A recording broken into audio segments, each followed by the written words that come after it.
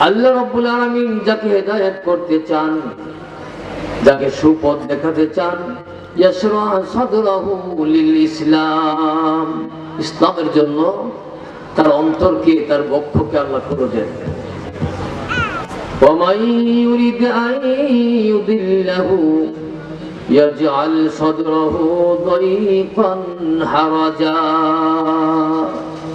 আর যাতে আল্লাহ পথ হারা করতে চান, গোমরাহ করতে চান, ইয়াজআল সাদরাহু দায়ীকান হারাজা, তার অন্তরকে আল্লাহ রাব্বুল আলামিন সংকীর্ণ এবং অস্বস্তিকর বানিয়ে দেন। আমরা যদি দিনের পথে আসতে পেরেছি, তাহলে বোঝা যাচ্ছে আল্লাহ রাব্বুল আলামিন আমাদের ভালো করতে চান, ঠিক না? এই আয়াতের আলোকে বোঝা যাচ্ছে আল্লাহ তাআলা আমাদের ভালো চান, তাই আমাদের অন্তরকে আল্লাহ খুলে দিয়েছেন ইসলামের জন্য, তাই আমরা আসতে পেরেছি। মুহতারাম হাজরিন, আমি আপনাদের সামনে কোরআনে কারিমের যে সূরাটি তিলাওয়াত করেছি, অনেকেই তো পারে। আল কুরআনুল কারিমে সবচেয়ে বড় সূরা কোনটি? সূরা বাকারা, 286টি আয়াত, বিশাল সূরা, কয়েক পারা মিলিয়ে। আর সর্বকনিষ্ঠ সূরা, সবচেয়ে ছোট্ট সূরা কোনটি? সূরা কাউসার, ঠিক না? সূরা কাউসারের 3টি আয়াত, সমপর্যায়ের কাছাকাছি সূরা আসর। যে সূরাটি তিলাওয়াত করেছি সমপর্যায়, আয়াত 3টি। আয়াত কয়টি? 3টি। কিন্তু আয়াত 3টি হলে কি হবে? ছোট্ট সূরা হলে কি হবে? এই সূরাটি যেন ধান্যা মরিচ। আমাদের এলাকায় আমরা বলি না, আরে ধান্যা মরিচ, দেখতে ছোট কিন্তু ঝাল সাংঘাতিক। এই সূরাটি এমনই। মুহতারাম হাজিরিন, এই সূরাটি যেন গোটা কোরআনের মেমোরি কার্ড, গোটা কোরআনের মেমোরি কার্ড। আমরা তো এখন মোবাইলের যুগ, সহজেই বুঝি। মেমোরি কার্ডের মধ্যে হাজারো বিষয়, হাজারো ওয়াজ, হাজারো হাম নাচ, বিভিন্ন গান অনেকে ঢুকিয়ে রাখা যায়। তো কোরআনে কারিমের যেন যত মূলনীতিগুলি আছে, সংক্ষিপ্ত হবে সেই মূলনীতিগুলি সূরা আসরের মধ্যে ঢুকিয়ে দেওয়া হয়েছে। তাহলে যেন গোটা কোরআন কোন সূরার মধ্যে আছে? সূরা আসরের মধ্যে আছে, ঠিক না? এরপর আসুন, এই জন্যই চার মাযহাবের ইমামদের একজন ইমাম শাফিঈ রাহমাতুল্লাহ আলাইহি, যার অনুসারী আরবের মধ্যে প্রচুর পরিমাণে, কোটি কোটি অনুসারী, বিশেষ করে আরব দেশে। ইমাম শাফিঈ রাহমাতুল্লাহ আলাইহি এই সূরাটি সম্পর্কে বলেছেন, লাউ মা আনজালাল্লাহু হুজ্জাতান আলা খালকিহি ইল্লা হাদিহি সূরাতা লাকাফাতহুম। আল্লাহ রাব্বুল আলামিন গোটা কোরআনের মধ্যে যদি আর কোন সূরা নাযিল না করতেন, একমাত্র সূরা আসরকে নাযিল করতেন, তারপরও উম্মতের উপর, সমস্ত মাখলুকের উপর, সমস্ত সৃষ্টির উপর প্রমাণের জন্য, কিসের প্রমাণের জন্য? ঈমান এবং আমলের মূলনীতির প্রমাণের জন্য এই সূরা আসরটি যথেষ্ট ছিল। কে বলেছেন? ইমাম শাফিঈ রাহমাতুল্লাহ আলাইহি বলেছেন। যদি কোরআনের আর কোন সূরা নাযিল নাও হতো, মুক্তির জন্য, মানুষ মুক্তি পাওয়ার জন্য কোন সকল মূলনীতির উপর চলতে হবে, মূলনীতির আলোকে চলতে হবে, সেই বিষয়গুলি বোঝার জন্য এই ছোট্ট সূরা আসরটি কি ছিল? যথেষ্ট ছিল। কে বলেছেন? ইমাম শাফিঈ রাহমাতুল্লাহ আলাইহি বলেছেন। তাফসীর ইবনে কাসিরে শুআবুল ঈমান লিল বাইহাকিতে এই কথাটা আছে। মুহতারাম হাজিরিন, এই সূরাটি যেন জান্নাতে যাওয়ার একটি শর্ট প্যাকেজ, ছোট্ট একটা প্যাকেজ। কোথায় যাওয়া? জান্নাতে যাওয়া। জান্নাতে যাওয়ার এত ছোট্ট প্যাকেজ আর নাই, ছোট্ট এবং সুন্দর প্যাকেজ। শুধু এই সূরাটির উপর আমল করলে জান্নাতে যাওয়া কি হবে? প্রতিটি মুমিনের জন্য ইনশাআল্লাহ সম্ভব হবে।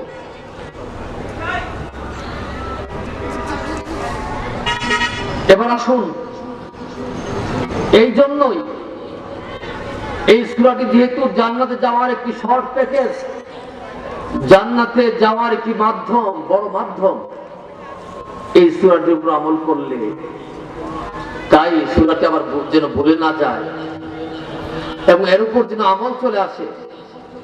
মক্কি জিন্দেগিতে সাহাবায়ে কেরাম রিদওয়ানুল্লাহি আলাইহিম আজমাইন, তাদের অভ্যাস ছিল পরস্পরের তাদের সাক্ষাৎ হলে একজন আরেকজনকে এই সূরাটি শোনাতেন। এর সাহাবীদের অভ্যাস ছিল, সাক্ষাৎ হলেই এই সূরাটি একজন আরেকজনকে শোনাতেন। কি বলেন? বুঝতে পারলেন তো কতটুকু গুরুত্বপূর্ণ এই সূরাটি? আর বুঝার বাকি আছে? এখন আর সূরার গুরুত্ব বর্ণনা করতে গিয়ে আর সময় নষ্ট করার দরকার নেই, আমি সামনে এগোচ্ছি।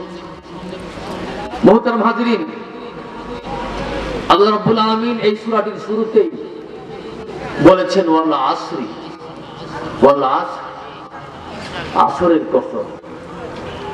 আসরের কসম, আসর মানে কি? আসরুন শব্দের অর্থ হলো সময়, আসরুন শব্দের অর্থ হলো কাল, আসরুন শব্দের অর্থ হলো আমাদের হায়াত, আমাদের জীবনকাল।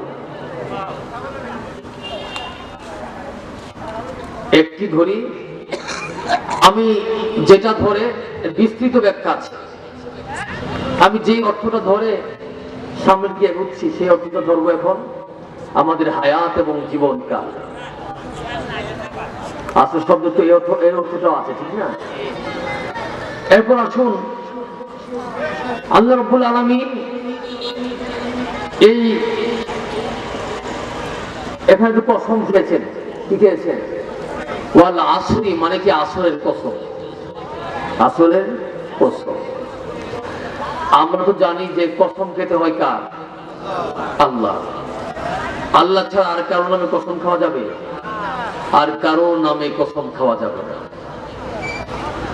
অথচ আমাদের সমাজে দেখা যায় আমরা অনেক সময় কসম খাই, ভাই আমার মায়ের কসম, আমার বাবার কসম, আমার সন্তানের কসম, আমার সন্তানের মাথা ছুঁয়ে বলছি, আমার বুক ছুঁয়ে বলছি,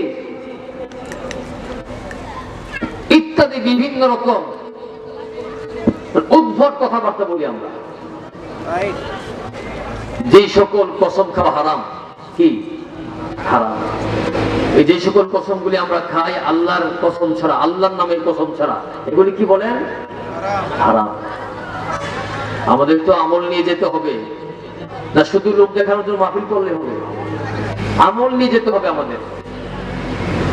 একটা শিক্ষা আমরা পেলাম, আল্লাহর নামের কসম ছাড়া অন্য কারো কসম খাওয়া জায়েজ নেই, হারাম। এখন প্রশ্ন করতে পারেন, আল্লাহ যে কসম খাইলেন আসরের কসম, এটা তো আল্লাহর নাম নয়। আরে ভাই, আল্লাহর কসম এবং বান্দার কসমের মধ্যে পার্থক্য আছে, এক জিনিস নয়। আল্লাহ তাআলা অন্য কিছুর কসম খাইতে পারেন, কিন্তু বান্দা আল্লাহর নামের কসম ছাড়া অন্য কোনো কসম খাইতে পারেন না। আরেকটা প্রশ্ন আপনারা করতে পারেন যে আল্লাহ তাআলা কোন জিনিসের কসম কেন খান? যেমন এখানে আসরের কসম খেয়েছেন, সময়ের কসম, আমাদের জিন্দেগি, আমাদের হায়াতের কসম খেয়েছেন। মনে রাখবেন, আল্লাহ যখন যে কসম খেয়েছেন, যেই বস্তুর কসম খেয়েছেন, আল্লাহ তাআলার উদ্দেশ্য হলো সেই বস্তু যে অত্যন্ত মূল্যবান, সেই বস্তু অত্যন্ত দামি, সেটা বোঝাবার জন্য বিভিন্ন বস্তুর কসম খেয়ে থাকে। এখানেও যে আল্লাহ তাআলা আসরের কসম খেয়েছেন, আল্লাহ কি বুঝিয়েছেন যে আসর যেন তেন জিনিস নয়, সময় যেন তেন জিনিস নয়। তোমাদের হায়াত বান্দা, তোমাদের হায়াত, তোমাদের জিন্দগি, তোমাদের জীবনকাল যেন তেন জিনিস নয়, সাধারণ জিনিস নয়, অত্যন্ত মূল্যবান জিনিস, অত্যন্ত মূল্যবান। এটা বুঝাবার জন্যই আল্লাহ রাব্বুল আলামিন কসম খেয়েছেন, ঠিক না? এবার আসুন, আমাদের যে হায়াত, আমাদের জীবন অত্যন্ত মূল্যবান। কেমন মূল্যবান? আমি দুই একটি উদাহরণ আপনাদের সামনে দিচ্ছি। দেখেন, আমরা তো জানি পরকালের জীবন, পরকালের সময়টা দুনিয়ার সময়ের তুলনায় অনেক অনেক বেশি।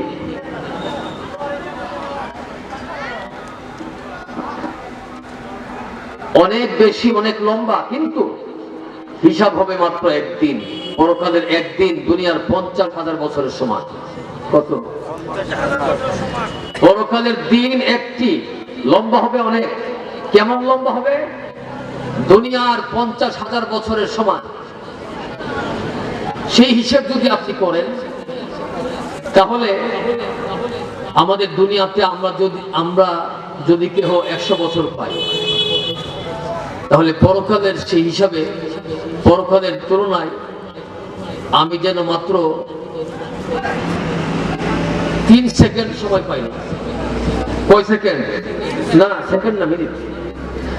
2.5 থেকে 3 মিনিট, 2.5 থেকে 3 মিনিটের সময় যেন আমি পেলাম। কয়শো বছর বেঁচে? 100 বছর বাঁচলাম। 100 বছর, কিন্তু পরকালের সময়ের তুলনায় কতটুকু সময় আমি বাঁচলাম?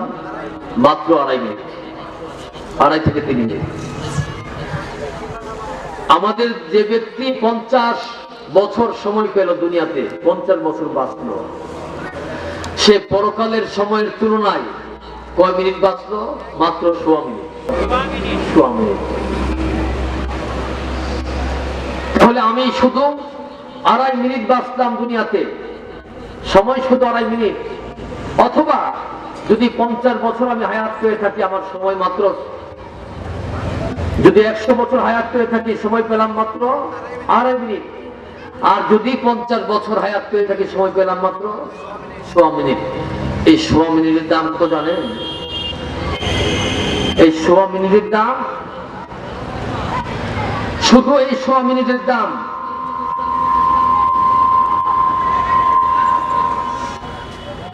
এই 100 মিনিটের ইবাদতের কারণে, এই 2.5 মিনিটের ইবাদতের কারণে আপনাকে কমপক্ষে 10টি দুনিয়ার সমান একটি জান্নাত দেওয়া হবে। সুবহানাল্লাহ। ইবাদত করলেন মাত্র কত মিনিট? 2.5 মিনিট বা 100 মিনিট, কিন্তু এর বিনিময়ে কি দেওয়া হবে? কমপক্ষে 10টি জান্নাতে দুনিয়ার সমান একটি জান্নাত দেওয়া হবে। সুবহানাল্লাহ। এই গেল একটি, মানে কেমন দামি দুনিয়ার সময়টা বুঝাবার জন্য বললাম। আরেকটা এক্সাম্পল দিচ্ছি আমি।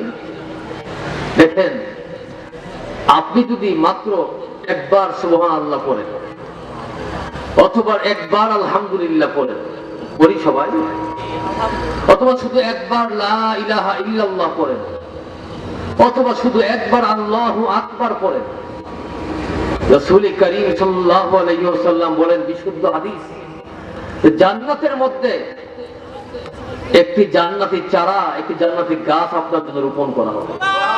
সুবহানাল্লাহ। মাত্র একবার বলেছেন সুবহানাল্লাহ। কয়বার? শুধু একবার বলেছেন। বিনিময়ে কি রোপণ করা হবে? আচ্ছা, সুবহানাল্লাহ একবার বলতে সময় কতটুকু লাগে? দেখলেন দুনিয়ার সময়ের দাম? দেখছেন? যদি কাজে লাগায়, যদি।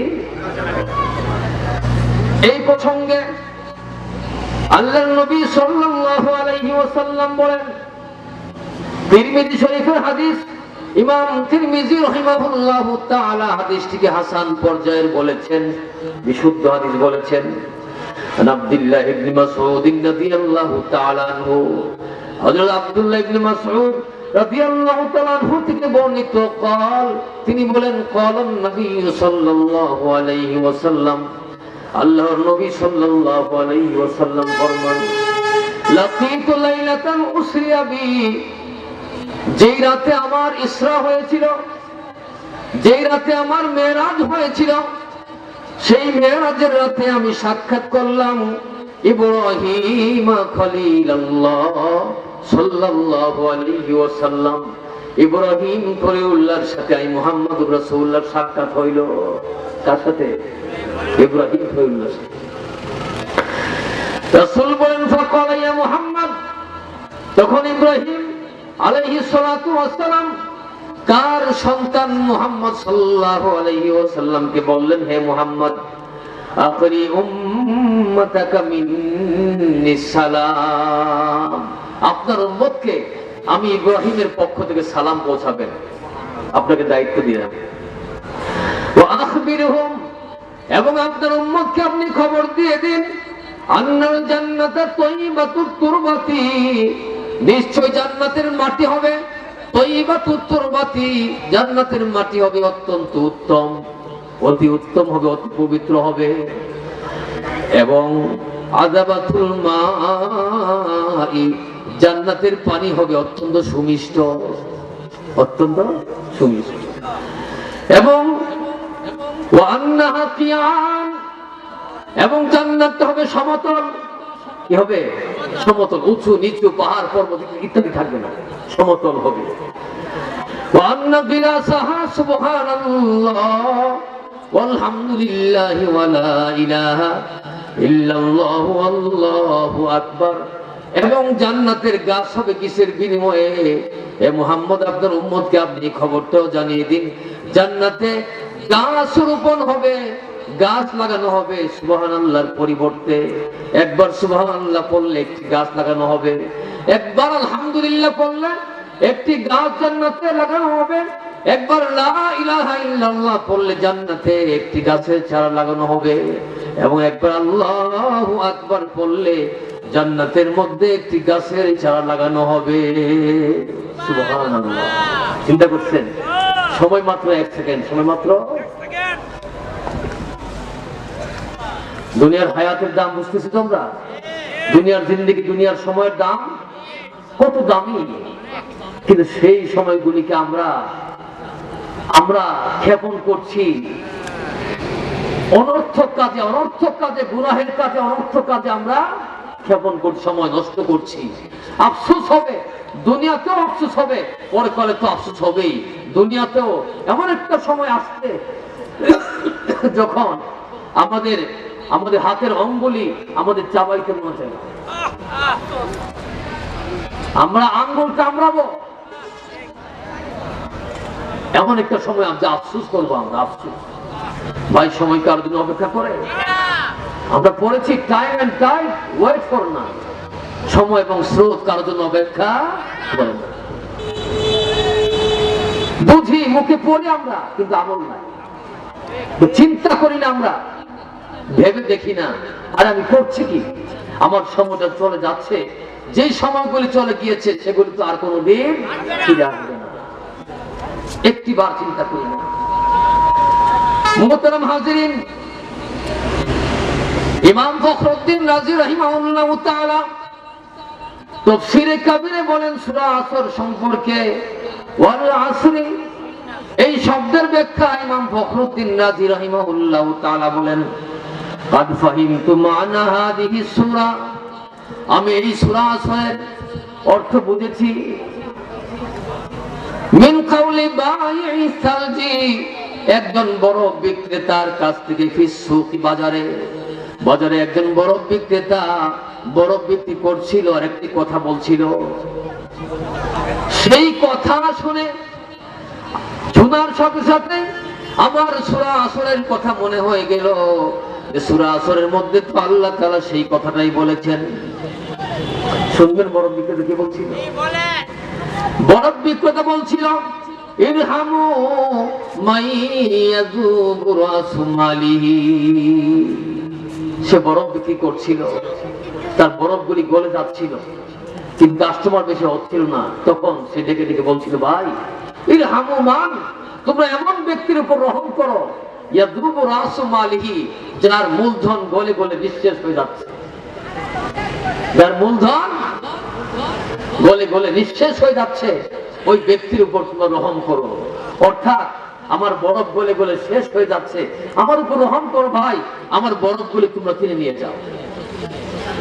এই কথাটা আমার অন্তরে এত রেখাপাত করেছে। ইমাম ফখরুদ্দিন রাজি বলেন, আমি তখন ওই কথা থেকে সূরা আসরের তাফসীর বুঝে ফেলেছি। আল্লাহ রাব্বুল আলামিন সূরা আসরের মধ্যে যেন বলছেন যে হে দুনিয়ার মানুষ, হে আমার বান্দারা, হে আমার বান্দিরা, তোমার জীবনের সময়গুলি বরফের মতো গলে গলে শেষ হয়ে যাচ্ছে, সুতরাং তোমার জীবনের উপর তুমি রহম করো, তোমার জীবনের উপর তুমি রহম করো। দেখলেন কি গুরুত্বপূর্ণ কথা। সুবহানাল্লাহ, আলহামদুলিল্লাহ, লা ইলাহা ইল্লাল্লাহ, আল্লাহু আকবার কথা বলছিলাম, ঠিক তাই না? এবার আসুন আলহামদুলিল্লাহ বলার ছোট্ট আরেকটি ফজিলত। রাসূল করিম সাল্লাল্লাহু আলাইহি ওয়াসাল্লাম বলেন, আলহামদুলিল্লাহ তামলাউল মিজান। ওরে আমার উম্মত, একবার যদি তুমি আলহামদুলিল্লাহ পড়ো, তুমি যদি মন থেকে দিল থেকে একবার আলহামদুলিল্লাহ পড়ো, সমস্ত প্রশংসা আল্লাহ তাআলার জন্য। আলহামদুলিল্লাহ মানে কি?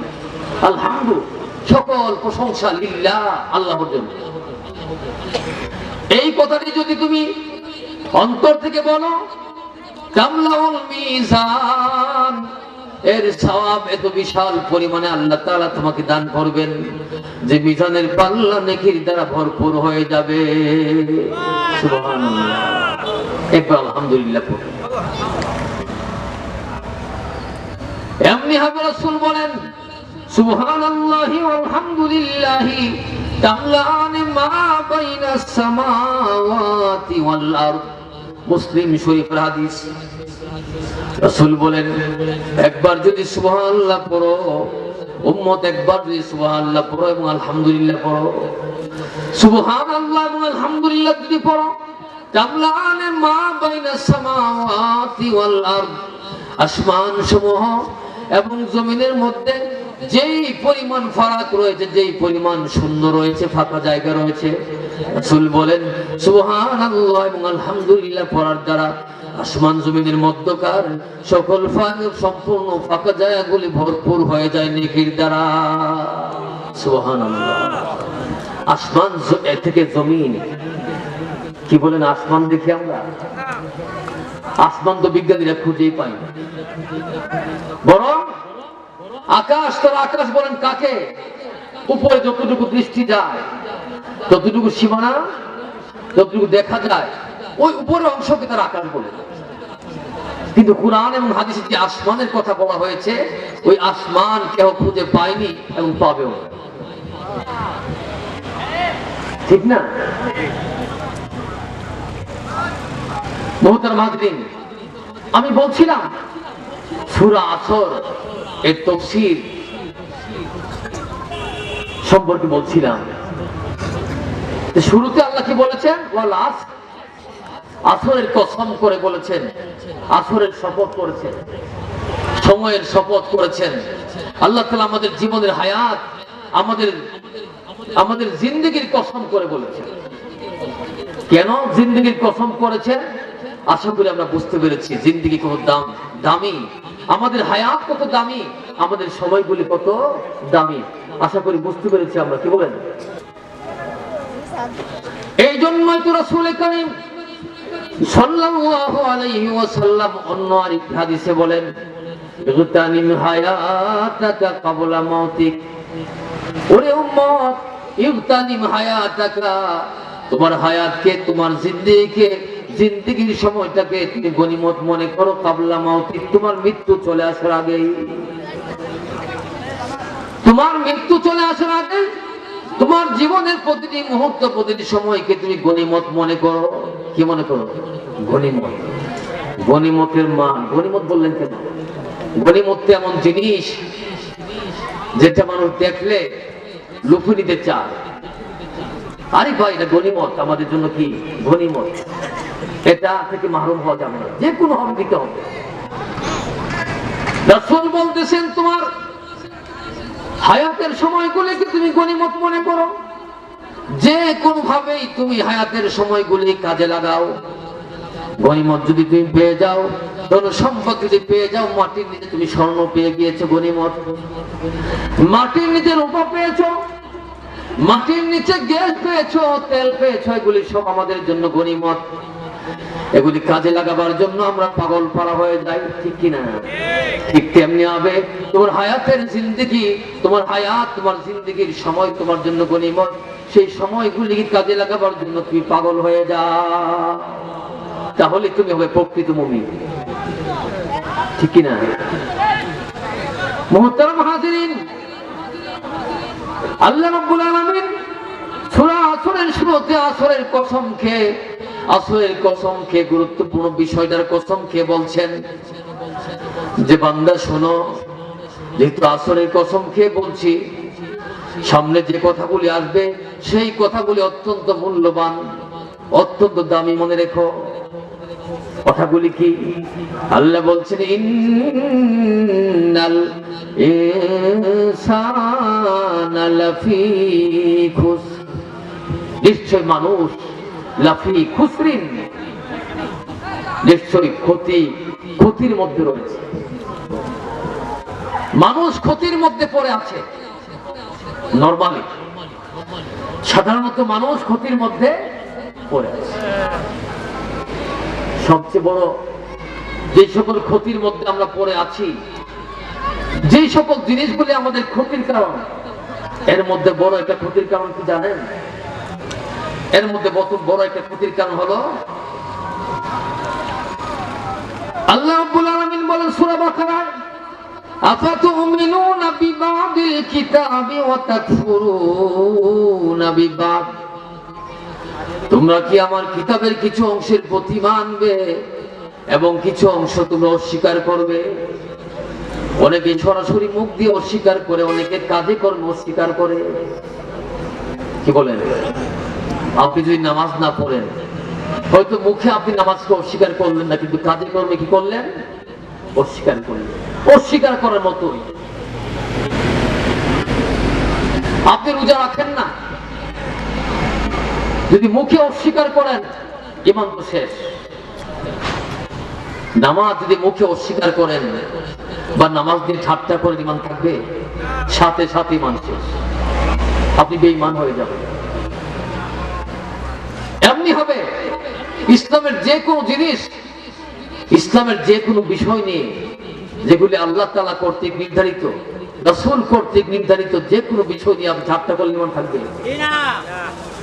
গতকাল বলেছিলাম উত্তরপাড়া মাহফিলে, কথাটা প্রসঙ্গক্রমে এসে গেল। অনেকে বলি আমরা যে মজা করলাম, নাউযুবিল্লাহ। আরে ভাই, আপনার এই মজার কারণে আপনার ঈমানটা তো নাই, ঈমান শেষ। যদি তওবা না করেন আপনি বেঈমান অবস্থায় মারা যাবেন। এত কঠিন বিষয় ঠাট্টা করা। বলছিলাম আমরা অনেকে সরাসরি প্রত্যাখ্যান করে অস্বীকার করি, সরাসরি আল্লাহর কিতাবের কিছু অংশকে কি করি, কিছু বিধান মানে, কিছু বিধান মানে না। আল্লাহ রাব্বুল আলামিন বলছেন আফাতুমিনুনা বিবাদিল কিতাবি ওয়া তাকফুরুনা বিবাদ, আরে বান্দা তুমি আমি আল্লাহর কিতাবের কিছু অংশের প্রতি কি বিশ্বাস করবে? ওয়া তাকফুরুনা বিবাদিন, আর কিছু অংশকে তুমি অস্বীকার করবে। এটা তোমার জন্য অত্যন্ত বড় ক্ষতির কারণ, অত্যন্ত বড় ক্ষতির কারণ। আল্লাহ বলেন ফামা জাযাউ মান ইয়াফআলু যালিকা মিনকুম ইল্লা খিজিয়ুন ফিল হায়াতিদ দুনিয়া, তোমাদের মধ্যে যে ব্যক্তি বা যারা এই কাজটি করবে, আমি আল্লাহর কিছু বিধানকে অস্বীকার করবে, আমি আল্লাহর কিছু বিধান সরাসরি অস্বীকার করবে অথবা কার্যত অস্বীকার করবে, কাজে কর্মে, আল্লাহ বলেন তাদের বিনিময়, তাদের প্রতিদান এছাড়া হতে পারে না যে ইল্লা খিজিয়ুন ফিল হায়াতিদ দুনিয়া, দুনিয়ার জিন্দেগিতে তাদেরকে লাঞ্ছনা পেয়ে বসবে, তারা লাঞ্ছিত হবে।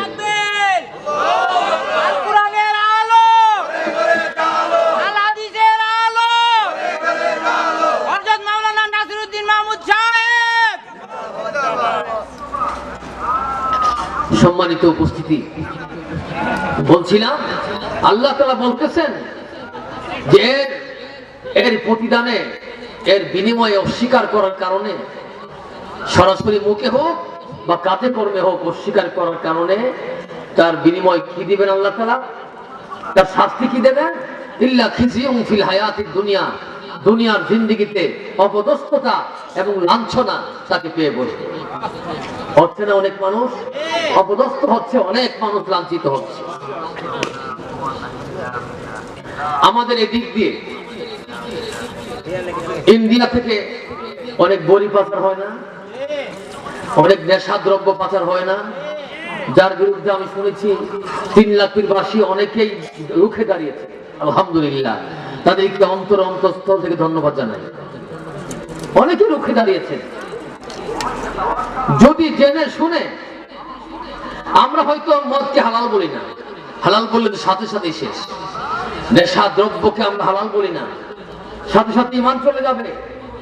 আর যদি হালকা মনে করি, আমার ঈমানও হালকা হয়ে যাবে। যদি নেশা করি, মদ্যপান যদি করি, কঠিন কবিরা গুনাহ, কি বলেন? যদি কাজে কর্মে আমি যদি নেশা দ্রব্য ছাড়তে না পারি, আমি বক্ষণ করা ছাড়তে না পারি, এর কেন আমি ছাড়তে না পারি, তাহলে কাজে কর্মে যেন আমি কি করলাম? আল্লাহর সেই বিধানকে অস্বীকার করলাম, ঠিক না? এই জন্য আমি আশা করব 3 লাখ বাসী, সৈয়দাবাদ বাসী কেহই নেশা দ্রব্য আমরা তো বক্ষণ করবই না, নেশা সেবন করবই না, বরং এর কেনা এবং কেনা বেচা করবই না। বরং যারা করবে তাদেরকে ধরিয়ে দেওয়ার জন্য, তাদের বিরুদ্ধে আপনারা যেমন রুখে দাঁড়িয়েছেন, ইনশাআল্লাহ মৃত্যু পর্যন্ত তাদের বিরুদ্ধে আপনারা রুখে দাঁড়াবেন। আপনাদের জানের সর্বস্ব, আপনাদের পরিশ্রমের সর্বস্ব বিলিয়ে হলেও আপনারা চেষ্টা করবেন যে আপনাদের অতীতে যে কালিমা ছিল, যে এই 3 লাখ দিয়ে এগুলি পাচার হয়, যারা পাচার করে তাদেরকে কোনো প্রকার সহযোগিতা এখন যেমন করছেন না, ভবিষ্যতে ইনশাআল্লাহ কোনোদিন করবেন না। কি বলেন? পারবেন? সকলেই পারবেন ইনশাআল্লাহ? ওয়াদা করে হাত তুলি আমরা। আল্লাহ আমাদের সকলকে তৌফিক দান করুন। আমি বলছিলাম যে সবচেয়ে বড় ক্ষতির একটি কারণ, একটি কারণ হলো আল্লাহর কিতাবের কিছু অংশকে মানা, কিছু অংশ না মানা, কিছু বিধান মানা, কিছু বিধান না মানা, যেটা আমরা অহর্নিশ করে যাচ্ছি। আল্লাহ রাব্বুল আলামিন বলেন, ওয়া ইয়াউমাল কিয়ামাতি ইউরাদ্দুনা ইলা আশাদ্দিল আযাব। দুনিয়ার মধ্যে তো তাদেরকে লাঞ্ছনা পেয়ে বসবে, আর কিয়ামতের দিন ইউরাদ্দুনা ইলা আশাদ্দিল আযাব, কঠিন আযাবের দিকে তাদেরকে নিয়ে যাওয়া হবে। কঠিন আযাবের দিকে তাদেরকে নিয়ে যাওয়া হবে। ওয়ামাল্লাহু বিগাফিলিন আম্মা তা'মালুন। বান্দা, তোমরা মনে করো না আমি আল্লাহর চোখকে ফাঁকি দিয়ে তোমরা অনেক হারাম কাজ করবে, অনেক অন্যায় কাজ করবে। আমি আল্লাহর চোখকে ফাঁকি। আল্লাহ তাআলা আমাদেরকে বলছেন, ওয়ামাল্লাহু বিগাফিলিন আম্মা তা'মালুন। ওরে বান্দা, তোমরা মনে করিও না আমি আল্লাহ গাফেল, আমি আল্লাহ সচেতন নই মনে করিও না, আমার খবর নাই, বেখবর মনে করিও না। সব কিছুর খবর আমি আল্লাহ রাখি, সব কিছুর খবর আমি আল্লাহর কাছে আছি। মুহূর্তের জন্যও আমি আল্লাহ বেখবর নই। অতএব সাবধান, সাবধান, কোন অন্যায় করতে সাবধান, কোন হারামে লিপ্ত হতে সাবধান। ঠিক আছে? আমি যে আয়াত পড়তেছিলাম, আল্লাহ তাআলা বলেছেন, ওয়াল আসরি ইন্নাল ইনসানা লাফি খুসর। আল্লাহ বলেন, আসরের কসম করে আমি আল্লাহ বলছি, সময়ের কসম করে বলছি, ওরে বান্দা তোমার হায়াতের সময়, তোমার জিন্দেগীর সময়ের কসম করে আমি আল্লাহ বলছি, ইন্নাল ইনসানা লাফি খুসর। সাধারণত মানুষ ক্ষতিগ্রস্ততার মধ্যে রয়েছে, ক্ষতির মধ্যে পড়ে আছে। তবে 4টি কাজ যদি সে করে তাহলে ক্ষতির মধ্যে পড়ে থাকবে না। কয়টি কাজ করলে? 4টি কাজ। ইল্লাল্লাযীনা আমানু ওয়া আমিলুস সলিহাত ওয়া তাওয়াসাউ বিল হক ওয়া তাওয়াসাউ বিস সবর। 1 নম্বর হলো ইল্লাল্লাযীনা আমানু। মানুষ যদি সঠিক অর্থে ঈমান আনয়ন করে, নির্ভেজাল ঈমান, শিরক মুক্ত ঈমান যদি মানুষ রাখে, পোষণ করে, কি ধরনের ঈমান বলে? শিরক মুক্ত ঈমান। যদি আপনার ঈমানের সাথে শিরকের কোনো গন্ধ থাকে, ঈমান কবুল হবে? আপনি কি মুমিন থাকবেন নাকি বেঈমান হয়ে যাবেন?